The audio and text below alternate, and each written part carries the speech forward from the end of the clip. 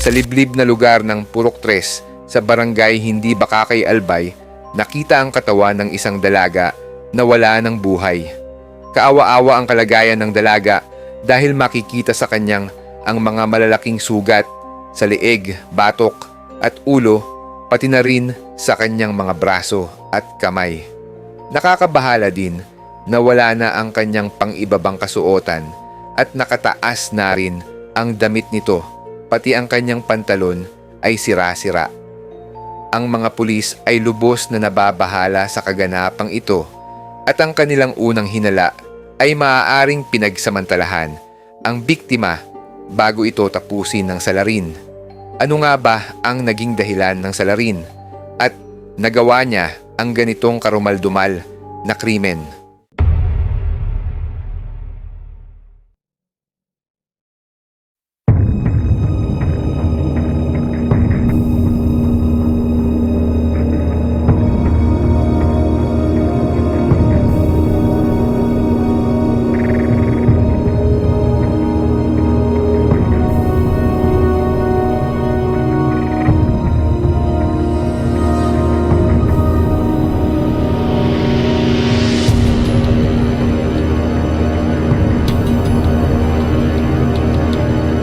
Si Rhea Boneo ang pangalawang anak sa kanilang magkakapatid at ang kaisa-isang babae sa pamilya. Inilarawan ng kanyang pamilya bilang isang mabait na anak, matalino at laging consistent honor student simula pa noong siya ay bata pa. Inaasam ng kanyang pamilya na magtatapos siya bilang summa cum laude sa kursong Bachelor of Science and Accountancy sa Divine World College ng Legazpi City noong Hulyo 7, 2022. Ang buhay ni Rhea ay puno ng pangarap at pagsisikap sa pagtupad sa mga ito.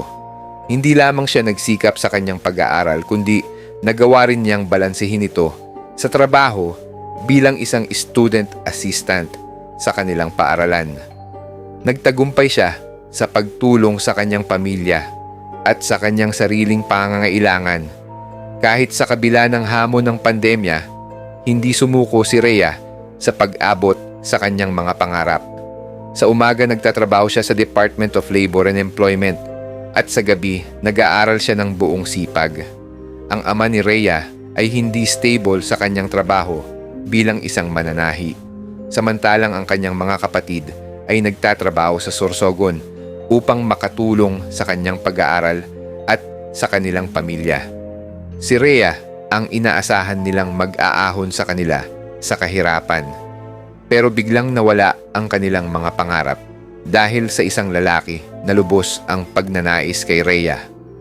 Sa panahon ng kanilang kalungkutan, isang parcel mula sa Shopee ang natanggap ng ina ni Rhea. Sa pagbukas nito, nakita niya ang 2 pares ng sandals. Isa para sa kanya at isa para kay Rhea. Ito sana ang isusuot nila para sa graduation ng dalaga. Hindi rin alam ng pamilya na magtatapos si Rhea bilang isang summa cum laude dahil sa kanyang likas na hilig na sorpresahin ang kanilang pamilya. Hunyo 6, 2022 ng madaling araw ay nakatanggap ang mga pulis sa Bakakay, Albay ng balita tungkol sa isang krimen na naganap sa Purok 3. Agad na nagpadala ang mga pulisya ng kanilang mga tao sa lugar at humingi ng tulong mula sa mga operatiba upang simulan ang investigasyon. Sa pagdating ng mga pulis sa pinangyarihan, nakita nila ang katawan ng isang dalaga na nakahiga sa lupa. Meron itong mga malalaking sugat sa iba't ibang bahagi ng katawan. Ang babae ay kinilala bilang si Rhea Boneo ayon sa pahayag ng ina ni Rhea. Bago ito umalis sa kanilang bahay, ay nagpaalam pa ito upang kunin ang kanyang allowance sa GCash na 500 piso mula sa kanyang lalaking kapatid sa Sorsogon. Sinabi pa niya na magkikita sila ng kanyang isa pang kapatid na lalaki bago sila umuwi, subalit sa kasamaang palad, hindi na siya dumating sa kanyang destinasyon ng buhay. Sa mga nagdaang oras sa kabila ng kanilang pag-aalala, hindi pa rin bumabalik si Rhea sa kanilang bahay na nagdulot ng malaking pag-aalala at pagkabahala sa kanilang pamilya. Nang madaling araw na at hindi pa rin nakakauwi si Rhea, nagdesisyon na ang kanyang pamilya na simula ng paghahanap sa kanya. Kasama ang ilang mga kamag-anak, nagsimula silang maghanap sa paligid gamit ang mga flashlight. Umaasa na makita si Rhea sa anumang posibleng lugar na napuntahan niya. Ngunit sa kanilang paghahanap, hindi nila nakita ang anumang bakas ni Rhea.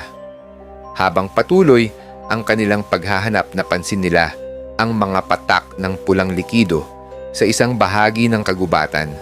Nakaramdam sila ng pagkabahala habang sinusundan ang mga patak ng pulang likido na nagdala sa kanila sa masukal na parte ng kagubatan. Sa pagtahak nila sa masukal na daan, bumulaga sa kanila ang nakakapanlumong kalagayan ni Rhea. Isang lalaki naman ang nagpunta sa mga pulis para ibahagi ang kanyang nalalaman tungkol sa pangyayaring naganap. Ayon sa kanya, noong Hunyo 5, 2022, mga ika-6 ng hapon, siya ay dumaan sa lugar kung saan nakita ang katawan ng biktima.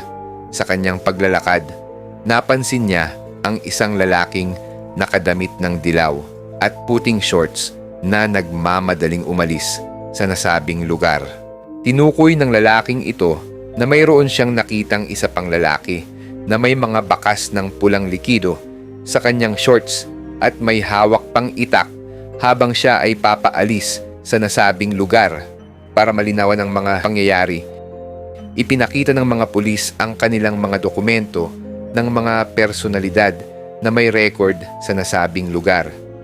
Pagkatapos tignan ang mga dokumento, kinilala ng isang witness, si Ariel Marbella ay ang lalaking nakita niya sa lugar kung saan naganap ang krimen. Binahagi rin ng witness na ipinagsabi niya ang kanyang mga nakita sa iba pang mga residente ng lugar. Ngunit ito'y binaliwala lamang ng mga residente at sinabing ang mga bakas na pulang likido ay mula lamang sa isang hayop na nasugatan sa kagubatan.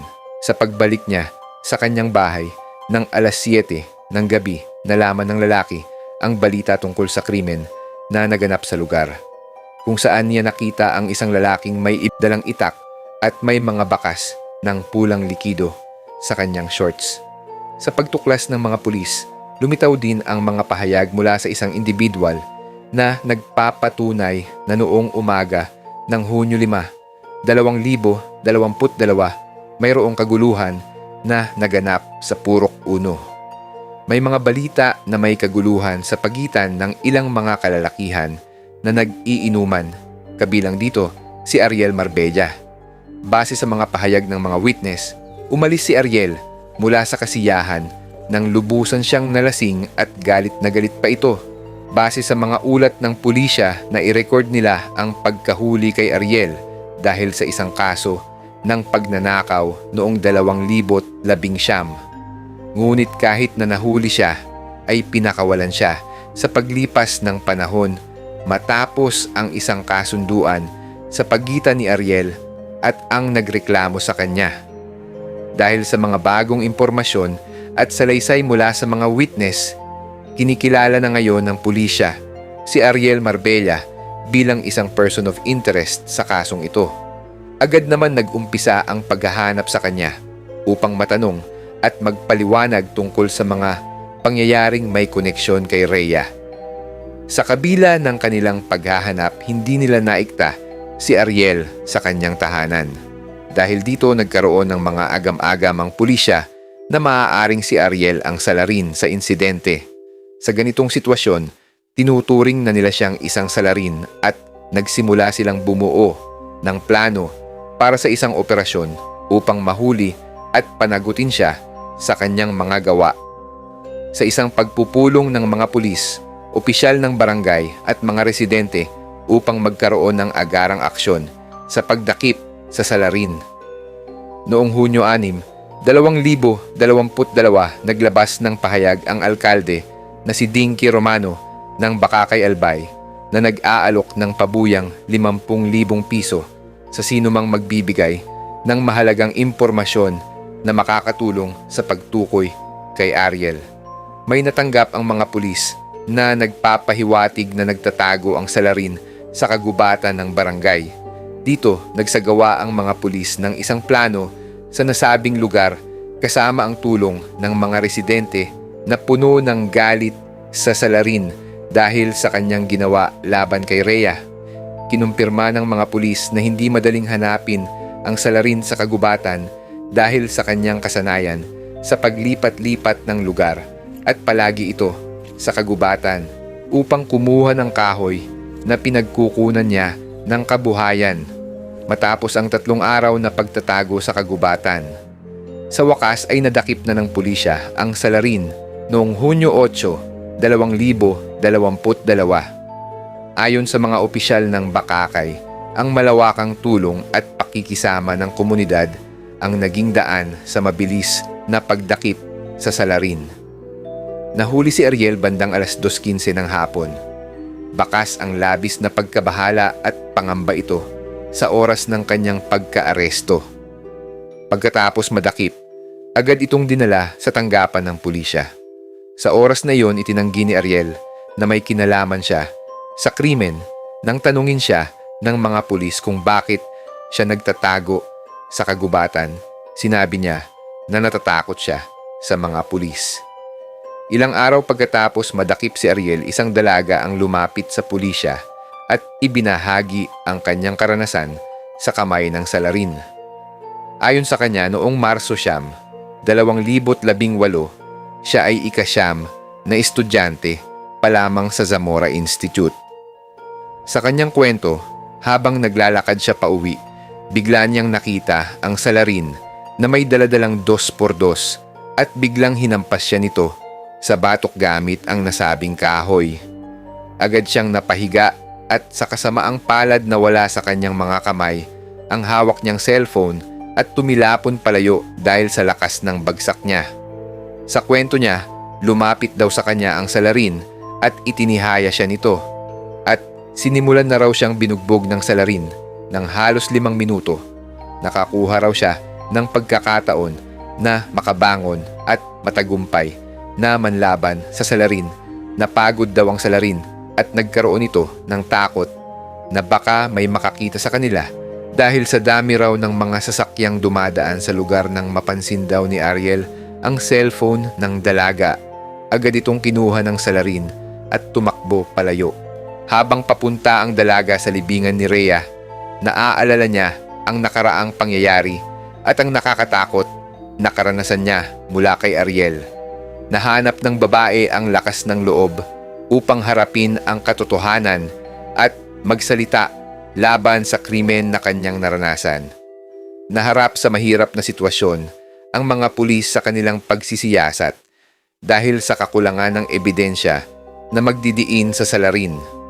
Wala pa ring makitang patunay na mag-uugnay sa kanya sa krimen tulad ng bagay na ginamit niya sa pagpaslang sa biktimang si Rhea. Itinatanggi pa rin ni Ariel na siya ang salarin sa krimen. Napansin ng mga pulis ang kakaibang asal at pag-iisip ni Ariel. Maraming pagkakataon na napapansin nila ang malalim na pag-iisip ng salarin at kadalasan ay nakikitang nakatulala. May mga oras din na nagsasabing pinagsisihan niya ang ginawa niya, ngunit hindi malinaw kung ano ang kanyang pinagsisisihan. Sa kabila ng mga hamon, hindi tumitigil ang mga pulis sa paghahanap ng ebidensya na magsasabi kung sino ang tunay na salarin. Batay sa mga impormasyon mula sa mga testigo at ebidensya, lumalabas na sapat na ang mga ito upang ipakulong si Ariel Marbella bilang pangunahing salarin sa krimen ng pangahalay at pagpaslang kay Rhea Boneo. Ang pamilya ni Rhea ay nagpaalam na sa kanilang minamahal na anak sa kanyang huling paglalakbay sa mundong ito. Dumating din ang boyfriend ng biktima mula sa ibang bansa, dala ang mga memorya ng kanilang pagmamahalan at isang pabangong paborito ni Rhea. Sa kasawiang palad, lubos ang pagdadalamhati ng pamilya ng biktima sa krimen na nangyari kay Rhea at ang kanilang pangunahing layunin ay ang makamit ang hustisya para sa kanya. Kahit sa ganitong mga pagkakataon, meron pa ring mga tao na nananatiling umaasa sa pagbabalik ng parusang bitay para sa mga taong sangkot sa mga karumaldumal na krimen. Tulad ng sa biktima na si Rhea Boneo, ang ganitong pangyayari ay nagpapakita sa atin ng kahalagahan ng tamang pagpapatupad ng katarungan sa ating bansa. Kung nahanap nyo itong video na may kabuluhan, pakibigyan po ito ng thumbs up, i-share at huwag kalimutan na mag-subscribe para sa mas marami pang ganitong content. Patuloy tayong magtaguyod para sa hustisya at suportahan ang mga biktima ng pang-aabuso saan man. Hanggang sa muli, mag-iingat at alagaan ang isa't isa.